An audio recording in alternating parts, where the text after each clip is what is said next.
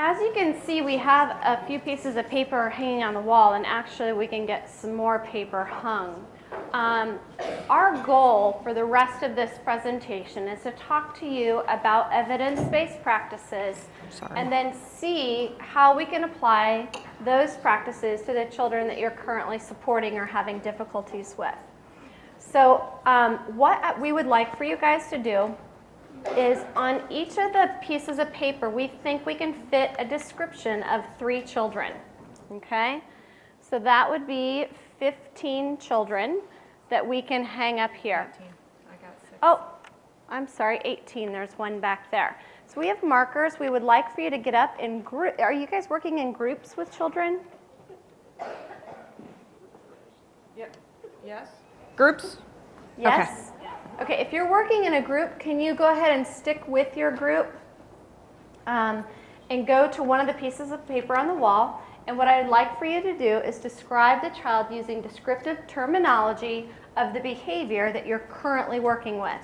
Now, this may cause you to prioritize, okay? Because we know that one child never has one behavior, right? They have like 15. So I want you to kind of prioritize what's the one that's interfering with the child's inability to learn, what's interfering with the child's inability to socialize, is there any aggressive behaviors and so on, and I want you to prioritize that child. So give me a descriptor. Don't tell me that he's not engaging. Don't tell me that he's blurting out. Give me what we call the stranger descriptor. If a stranger read it, would they be able to look at that student and say, he is such and such? Okay, so we're going to look at good descriptors. We're going to have about 5 to 6 minutes to do this, and then we will move on and talk about the interventions. But before we do that, I'd also like you to rate that child's behavior from 1 to 5, that it rarely interferes or that it always interferes. Do you also want them to list the interventions? Yes. So there's a lot. Okay, 6 to 7 minutes.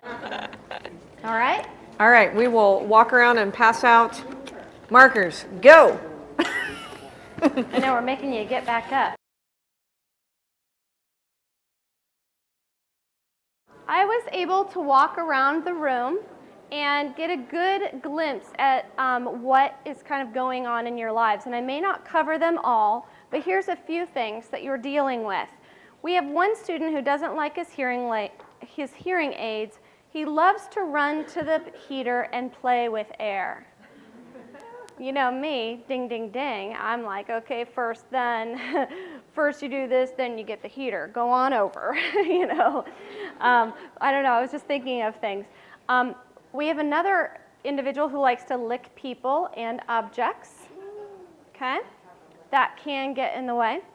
We have a child that has to stand or jump, is kind of overstimulated to visual and auditory things, and walks away, hides his materials, and says no.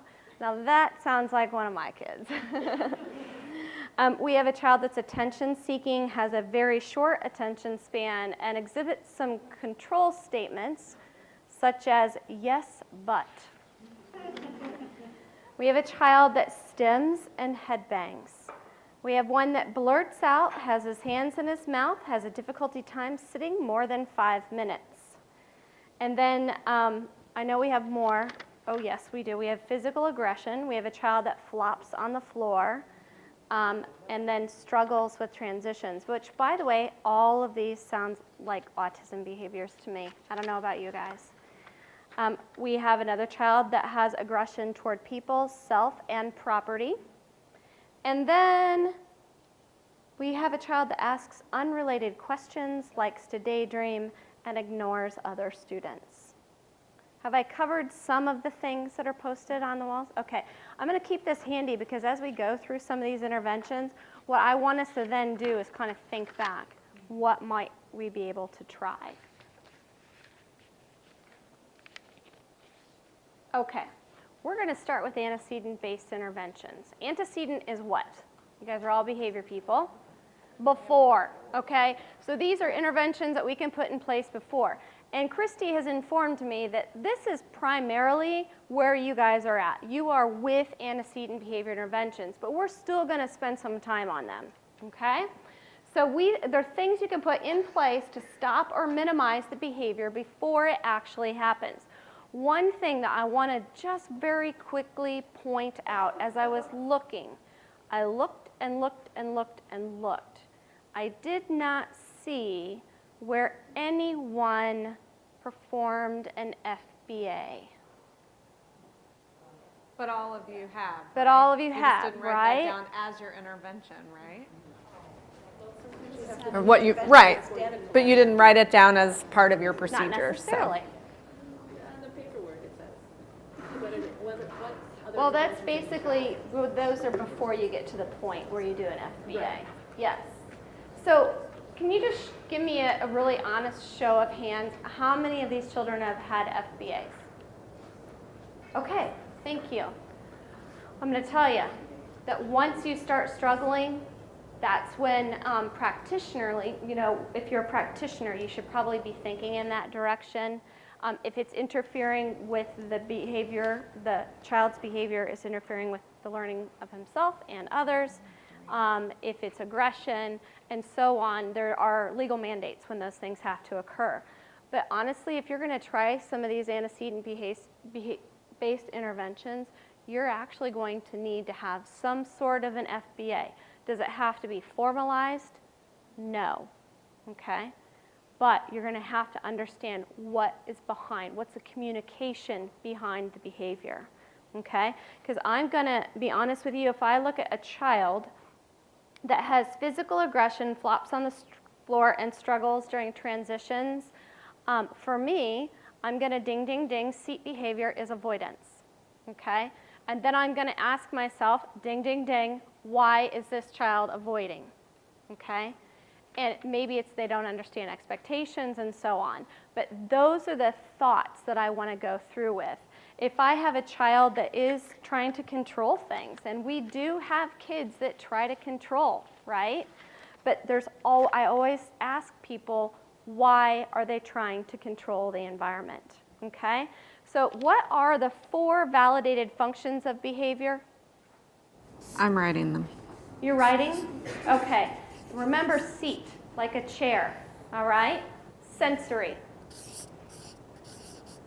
Escape. Attention. Tangible.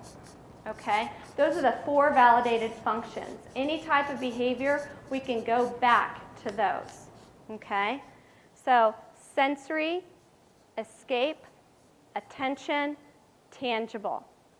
And oftentimes what I'll do when I talk with our deaf ed students is talk about, we take part of that SEAT acronym of attention, sensory, and tangible, and they're either engaging in a behavior to gain that or to escape that. And those are the 6 things we're looking at.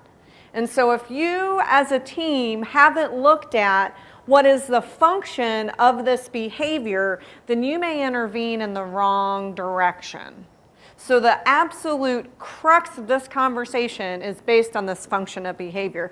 Because sometimes, and I ran into this with my own kid, I thought he was having an issue with potty training at 3 just because he was a boy and things like that. And then I went to pick him up one day, and he was by himself in the bathroom, large preschool, by just him and his teacher in the bathroom, and he was being reprimanded for having a potty accident. We won't go there. But guess what we found out after about 2 weeks of that? The only reason he was doing it was because that was the only time in his day he had one-on-one adult attention. It was all to gain adult attention. Would that have been the attention I would have wanted? No, he was being reprimanded. It didn't matter. My son loves negative attention. Attention is attention is attention. It doesn't matter.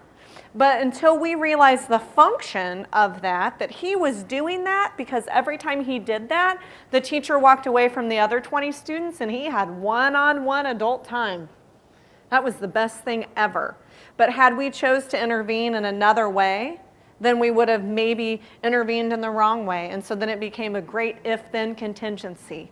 If you engage in this appropriate behavior, then your teacher will sit and read a book with you, and gave him an appropriate means. Yeah, we are so good about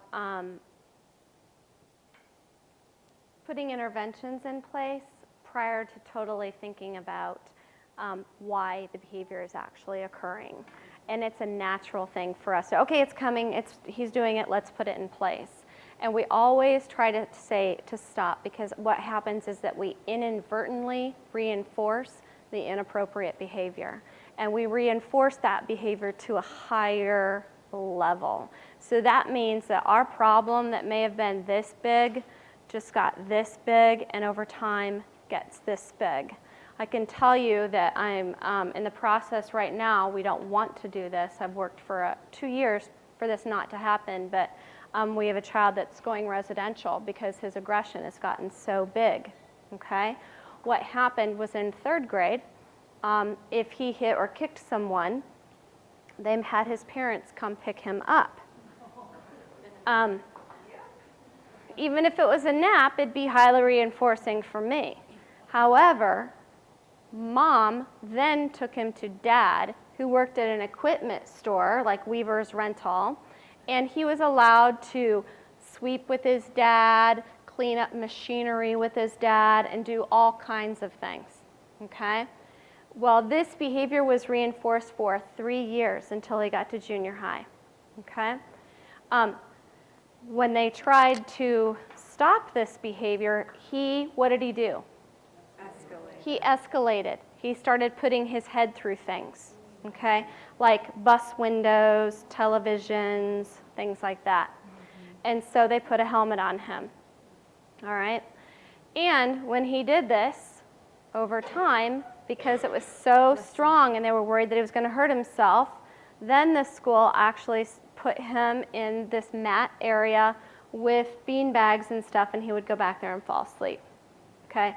So he was allowed to do what in both of those situations? Escape. And in each situation, it was higher and higher and higher, okay? Well, it's gotten to the point where if I walk in, he knows I mean business. I'm not afraid he can come after me, and I'll stand right there, you know?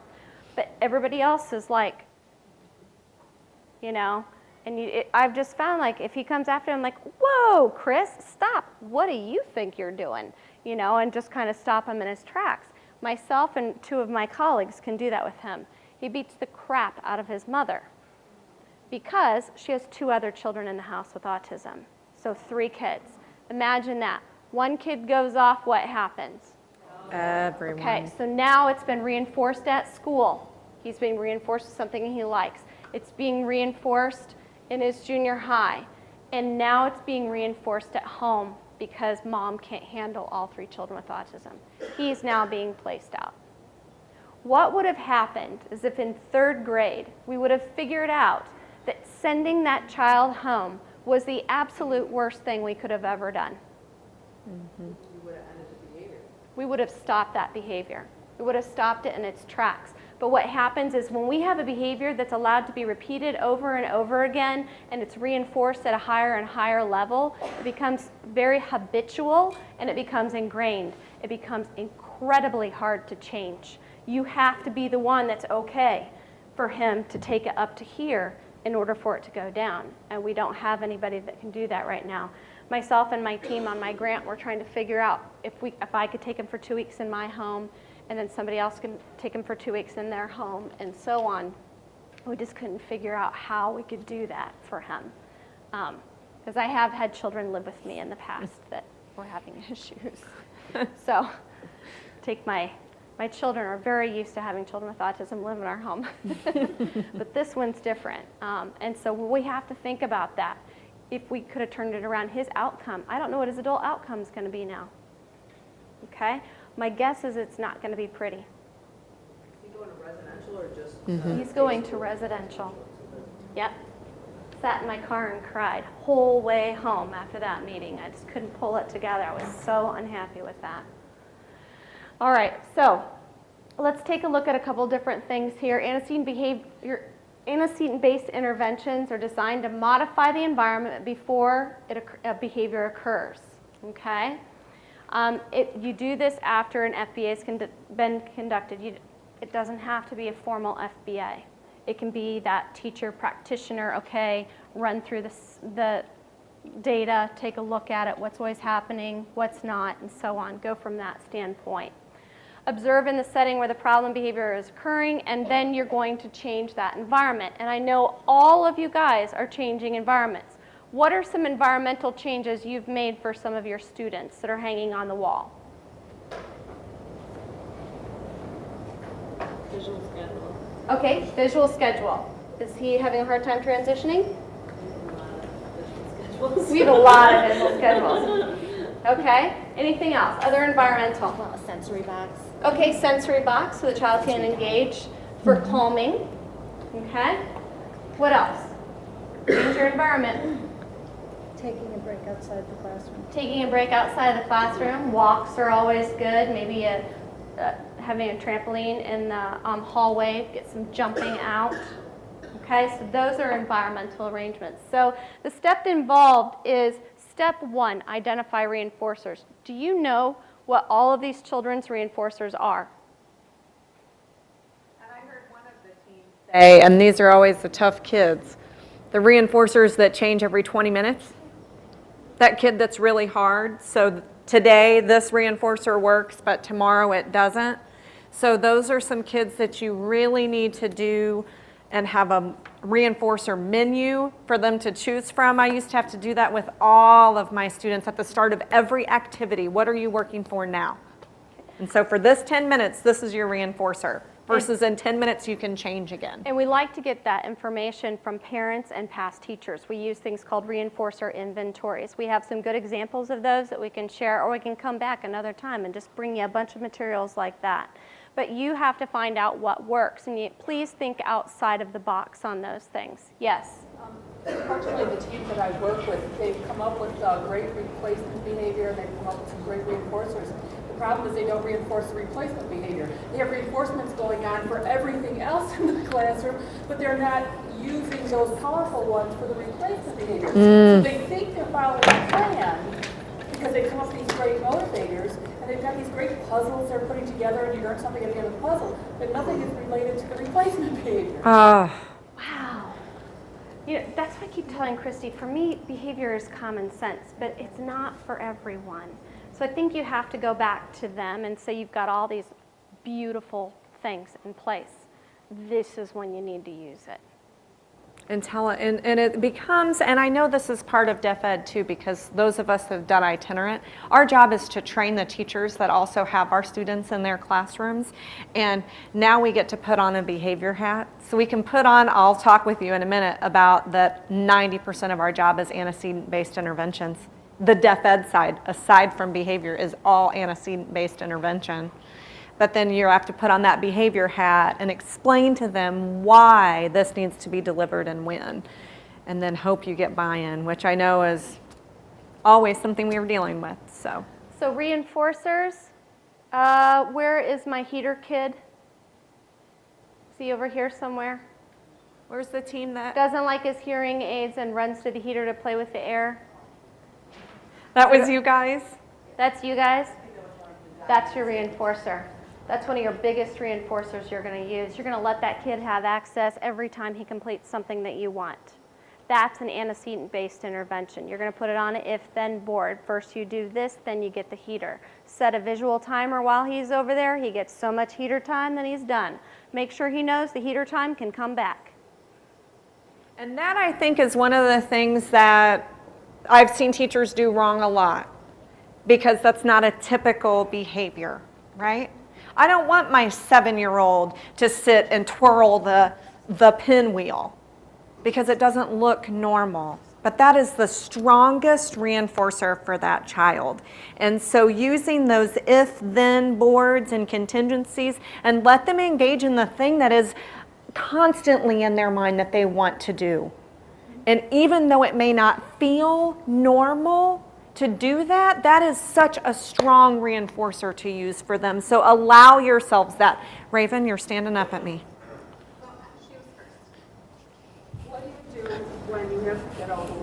found that powerful reinforcer, but you can set that clock and he's just not going to move away from that reinforcer. Does it contain batteries? It's a computer. Oh, I'm sorry. The question was, what do you do if you have the student and they've run to the heater and then they don't want to go away from it? It's Or computer, but anything that has batteries or can shut off, for me, that's kind of an easy fix. You may have a problem with as you transition them away, but what I always show them is when it's coming back.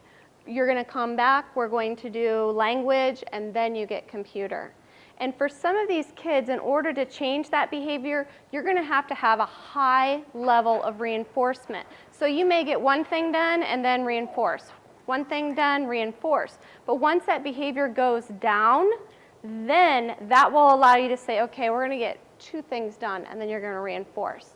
And then we're going to get 3 things done, and then you're going to reinforce. But anything with a battery or a shut-off switch, there you go.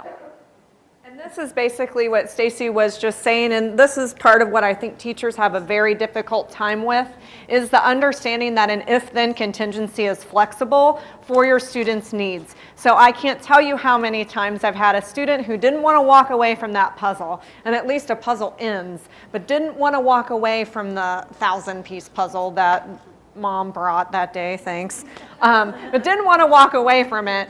And we had originally had him on a do these 5 things, then get your reinforcer, and then he starts headbutting and he is not walking away from that. It all of a sudden becomes a you're going to do this, and then you're going to get reinforced. And then I become even more flexible, and I am under the table with him, and I am hand over hand helping him accomplish that one thing to then get his reinforcer. And I think that that's a really hard thing for teachers to be open-minded about, because this is a whole other level of behavioral intervention, right? Where you have to allow a student to be successful in order to gain that. And even if you can get them to step away from that for 1 second, hand over hand prompt, accomplish, task. Does that make sense to everybody? Raven. You read my mind. I do that with you because we kind of share one. And I would say that, so the importance of the reinforcer is if you don't have a reinforcer that works, you're probably not going to teach a behavior because you have to reinforce after the behavior occurs. You guys all know that as behaviorists. As I said, think outside of the box. Use the heater. Somebody who doesn't pay attention to his students, but maybe blurts out or likes the teacher. Teacher becomes the reinforcer, that one-on-one time. A child who talks about unrelated topics, you give them an unrelated topic sheet. When it happens, check, check, check. He can talk about 3 unrelated topics during this time. When it's done, the sheet's turned over, there's a stop sign on the back. So we have to begin to regulate and to structure when it's okay and when it's not okay. I've always said every single one of us in here engages in inappropriate behavior, but we do it at appropriate times. And others. Correct? Right? All right. So we have to allow our students to do that. So if I have a child that's self-stimming, that I know that's the highest level of reinforcement for that child. I'm going to use that. Okay? I'm going to give him 9 different colors of string because string is his thing. And I'm going to let him choose the color of the string he wants to use. And then I'm going to set that time. Okay? So very, very important. Step 2, identifying interfering behavior and collect information. Where, with whom, specifics. Tell me more about what's going on with this behavior. There's a lot written down here, but we're going to have to go down 3 steps to try to figure out what more do we know about the behavior. Is it always occurring during? Oh, on the way to speech class. Okay. That's probably my favorite. Isn't it shocking when our profoundly deaf kids have issues transitioning, but the only times they have issues transitioning is on their way to speech class? That was my last one I got called in on.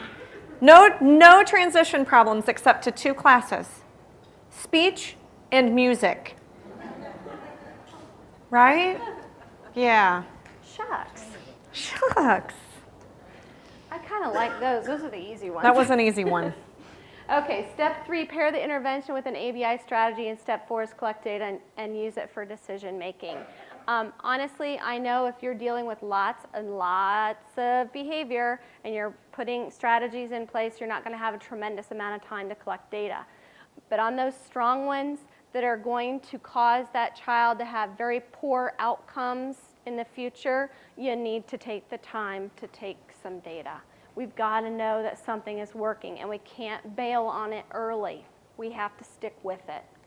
Okay. Oh, I'm sorry. Go ahead. That probably brings up an important point that Stacey and I have talked about for years, which are there are 2 different viewpoints on behavior and when to intervene. And one is, well, my child has behavior because he doesn't have communication, so I'm just going to keep inputting, input, or input, right? Just keep giving him language, because once he gets language, the behavior will go away. Sound familiar? And then there's this other viewpoint. Oh my God, we better intervene on this behavior and have compliance and have them be able to access language before we can move there. Is that resonating with anyone? Your kids are on this behavior side. If you've got the kid under the table, you can yell vocabulary words at him all day long. I ain't gonna do anything. So you have to take the time, and you have to allow yourselves as teachers to take that time. And that's really hard in an age of accountability, isn't it? When you're responsible for meeting these IEP goals and Common Core and the 5,000 things you have to do, it's really hard. But if you don't intervene in 3rd grade, then the lifespan perspective on this disability, you just shot it in the foot. Does that make sense to everybody? Good? Did I just get booed out of the building? Here's some evidence-based ABI strategies. We're going to look at learner preferences, altering the environment, implementing pre-activities and interventions, choice making, which I know many of you are using, altering how instruction is delivered, and enriching the environment. And I guarantee you that these are evidence-based practices that many of you are using currently. Okay? Learner preferences, and that's when we incorporate the student's special interest into a task or activity. Do you guys know what the special interest is of the students that you're working with that have a dual diagnosis? What's their obsessional interest? Cooking? One of mine is turtles. Turtles. Turtles. Oh, that's a good one. I haven't heard of turtles before. Me neither. Turtles. Drawing turtles. Yes. Oh, Japanese anime. What was it? That's Oh, a anime? big one. Japanese anime? That's a big one. It's like animation, but specific in Japan. And that is almost as big as like trains for little kids. Mm-hmm. Japanese anime with high functioning Asperger kids is like the same as trains for little kids. Mm-hmm. Okay? What other obsessional interests? Roller coasters? Roller coasters. Very cool. Wrestling. Huh? Twilight. Boys. Twilight. Oh, the bulls. The Bulls. Oh, the Bulls, the basketball team. We're not from Chicago. I was like, what's a bull? We're from farms, so you know Farms. where we went. Yeah. Not those bulls. Yeah, I was thinking. Yeah. No, we're not chasing, we're running. What'd you say? The what? Kia's like KIA, model vehicle, Kia. Oh, Kias. Every now and then I get really literal. And I was like, I don't know where I was going with that one. I had a child in my classroom that actually could pop the Ford emblem off the side of the car. You know, the old ones used to be riveted on, then they're now just glued on and have been glued on for years. He could pop them off. He had a whole collection, a whole shoebox full. And so his mom had to go and knock on doors and tell him, if your friends have Ford cars, tell them not to park on the street because they will be missing their emblems when, yeah, the thing.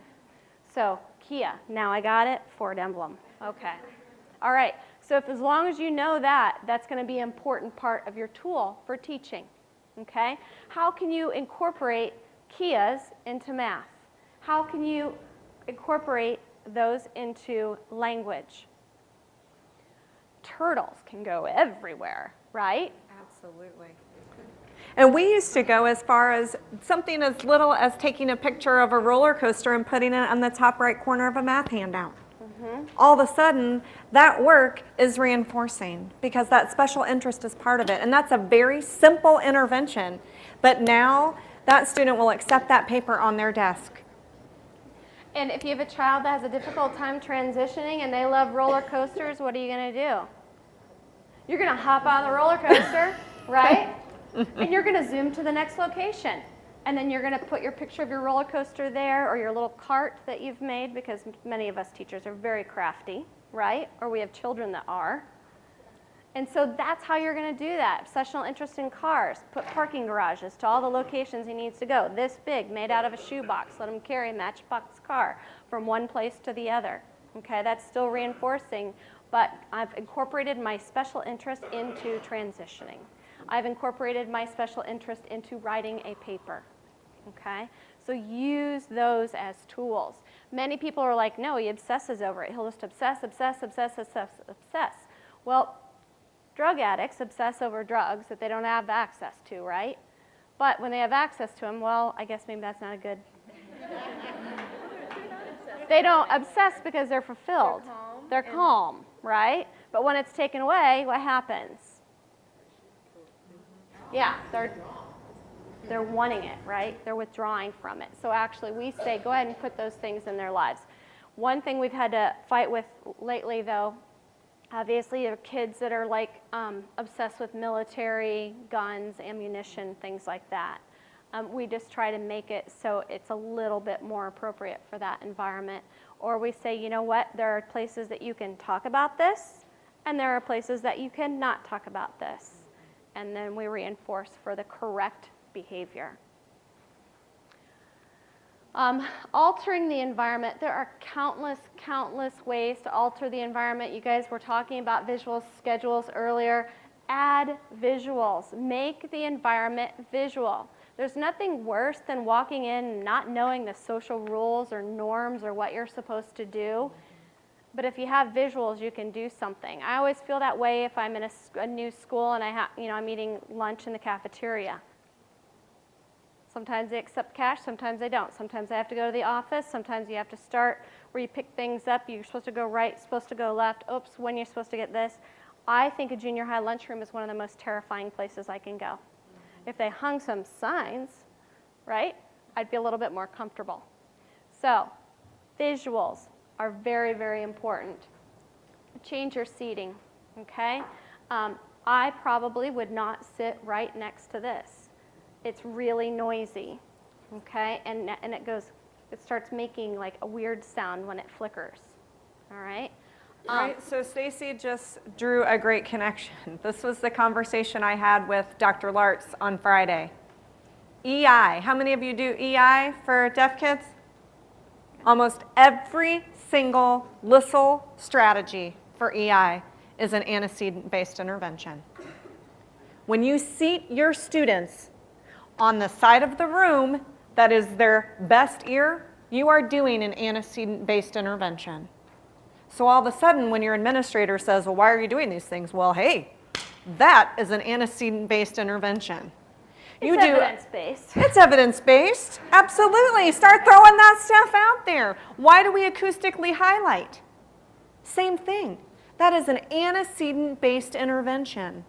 Almost all of what we do on the deaf ed side of things is intervening on the antecedent side. When we talk about classroom acoustics, using visuals, putting things in place, those are antecedent-based interventions. So know this, start adopting that terminology.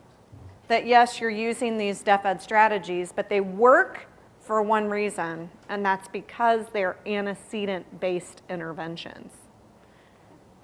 It's almost time for lunch. I'm just supposed to say that, sorry. I don't Do we have a few more want minutes? certain individuals 5 in this more room minutes. to go without food. Okay. All right. Okay, so 12, let's 10. go ahead and move We have along. 5 minutes. Changing and seating. Things that I did in my classroom is I had a lineup chart on the floor, so there were numbers with colors, and so the children stood on their number or their color, and there was enough space in between so they weren't touching each other and so on. Other things I did, we did use carpet squares for our little kids, which I found were totally ineffective because I've decided that their tushes are too round because they fall over, they lean on each other, they're all over the place. What I loved were cube chairs. Those rocked. So if I had carpet time, my kids were in cube chairs. You know what I'm talking about? The chairs actually come up along the side of them, so they actually, it defines space for them better than a carpet square. Other things that I did, I actually put tape for kids who needed to stand up around their desk. So they had a visual perimeter around their desk that they could get up and move, but they were not supposed to, if we were instructing or they were learning, go outside of that taped boundary, which kept them from flapping and jumping to the front of the room, but they were still able to get that sensory input. Yes? The licking The behavior. question was, what would you do for the licking behavior? Well, first of all, I would think what would be appropriate that you could lick, and I would start there. And it might be, you know, we'd want to eventually maybe get him to suckers or hard candy or something like that. What the child is he's kind of exploring his environment, obviously, with his tongue. So I would get him a box that I sanitized every night, and he could engage in that licking behavior or that sucking behavior only with the items that were in that box. Now, is that appropriate? Probably not, but that's a starting point, and I can make it appropriate over time. Okay, so that's where I would start with that. For whatever reason he needs that oral. And I think that that's a really important point, and is that you can't take a kid who's licking every 30 seconds and then say, well, now you're not going to No lick. licking. That's not going to work. That's like taking me from a bottle of wine down to nothing. Not going to happen. You've got to slowly shape this behavior. So if he's licking every 30 seconds, then reinforce him for every 45, and then every minute, and then every 5 minutes. And you've got to allow yourself the flexibility to slowly shape behavior. Yeah, and then don't model any of those behaviors. I've kind of come right to you guys. Because Nick is a sniffer, he likes to smell things. Well, I didn't realize this, but I smell things too, like all the time. Like anytime I open food, I always sniff it and put it back down. It's probably not that socially appropriate, but I didn't really think about it that way until I saw him sniffing everything. Mm-hmm. And babies, don't you always, what do you do? Sniff you them. sniff babies, don't you? We do. Is They that smell weird good. to say that? But that's the first thing I do. I'm like, bury my head in their head, or bury my nose in their head and just sniff them. They smell 'em. smell good. Okay? Well, for Nick, who's my good friend's son, who's now 16, I realized that I was actually modeling some behaviors that I really didn't want him to perform. Right? And so we really kind of have to think about what is okay and what's not okay. And if he has a sniffing problem, I probably shouldn't sniff anything around him. I shouldn't even show him that it's okay to sniff a meal, right? Because what happens is they have a hard time determining what's okay to sniff and what's not okay. It's not okay for me to sniff her armpit. Right? Smell it. Smell it. You've been up a long time. I'm not going to do that. We've been up for hours. And the other thing is visual timers. So all of these are just very basic examples. We have tubs and tubs of materials that we can bring in and show you guys of these.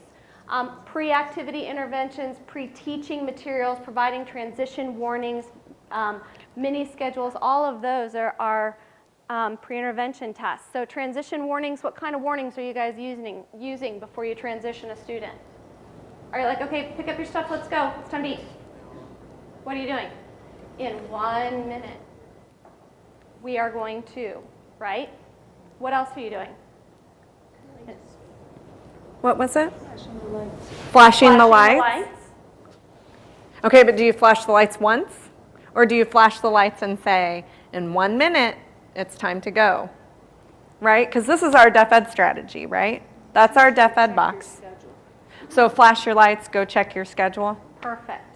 okay? Yeah, because you guys use schedules for all your kids, don't Sometimes you? motor routines children go through, so those types of transition warnings. But guess what? We oftentimes stop doing those when they're little, don't we? But we know that individuals who are on the spectrum need those throughout time. They'll look differently, okay? But they still need those transition warnings like they did when they were 3 or when they were 4. So And don't fade them. Here's a way you could make it appropriate. I talked about this with a team in the back. We have a tendency in education to build these great supports when they're little, and then we're like, oh, they're doing great, so we just cut the leg right off that chair, right? They don't need a visual schedule anymore. They don't need that. Well, here's what we did at the clinic. We gave all of our junior high kids PDAs that ding at them, like your Outlook calendars. Set it for a 15-minute warning. Set it for a 5-minute warning. Set it for a 1-minute warning. So it's buzzing in their pocket before transitions. How age appropriate is that? But they need it, and I need it, right? We all need it. But what we do for kids with autism is we go, oh, they don't need that anymore. They're doing great. So we just cut those supports right out, and that's not going to work, ever. You know, she said to me, and we are going to transition to lunch. I'm just letting you guys know that. This is your warning. We are going Yes. to do that. Soon. She's like, so I noticed that if I don't put it in my Outlook calendar, it's not getting done. Yeah. And I said, yep, that's been happening to me for quite some time now. I even have to put in my weekend activities, haircuts, whatever. Even if it's, Kelly wanted to know if I could have a glass of wine on Thursday. It has to go in Outlook or it doesn't happen. How weird is that I can't even keep something reinforcing and social in my brain, okay? And she said, okay, I'm gonna take Outlook away from you. That's your support. You follow your calendar, fine, you're getting where you need to go, you're doing everything you need to do, so you don't use it anymore, okay? Well, I'm probably not gonna make it anywhere all week. I'm going to be sitting at my office, That's in very my true. office, at my desk, and not know what the heck I'm supposed to be doing, okay? So just because it's working doesn't mean that it will work. Do you know what I mean? If you take it away, it's not gonna work. Okay? We always just say make it more appropriate, make it more like the world. Okay? If I've got a visual schedule that's this big, I'm making it this big, I'm making it this big, I'm putting it in a planner, I'm then putting it onto a phone or an iPad. All right. Are we ready to transition to our food? In 5. We are. We just got the Okay.